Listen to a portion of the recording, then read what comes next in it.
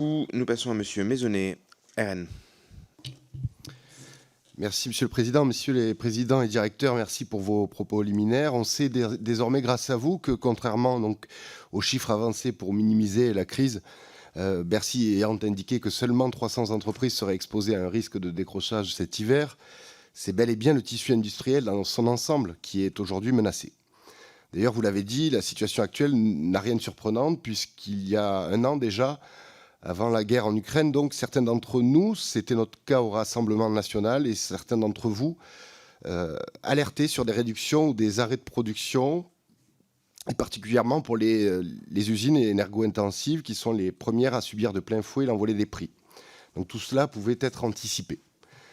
Dans la précipitation et l'impréparation, le gouvernement qui navigue à vue a débloqué un fonds de 3 milliards d'euros pour venir en aide aux entreprises les plus touchées. À ce jour, sur ces 3 milliards, 50 millions d'euros seulement ont été décaissés et n'ont bénéficié qu'à une centaine d'entreprises, ce qui est, convenons-en, dérisoire. La faute à des critères trop restrictifs, nous dit-on. Ces critères ayant été réévalués, pensez-vous que ce fonds puisse être aujourd'hui pleinement utilisé? Et pensez-vous que cela soit de nature à répondre, même à court terme, à la situation dans laquelle est plongée l'industrie française?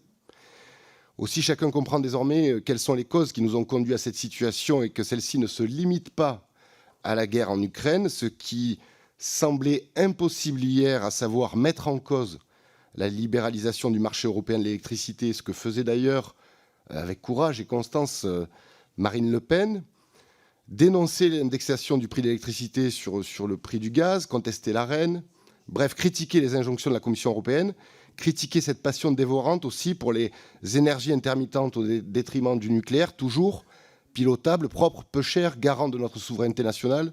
Tout cela est désormais au cœur du débat.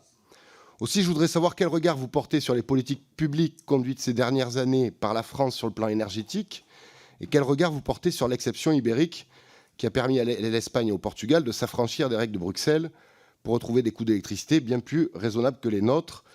Voilà, on a déjà eu quelques éléments de réponse par messieurs les présidents Roubanovic et Coirier. Peut-être que monsieur le président de l'Uniden, Nicolas de Varenne, peut nous donner son sentiment. Je vous remercie.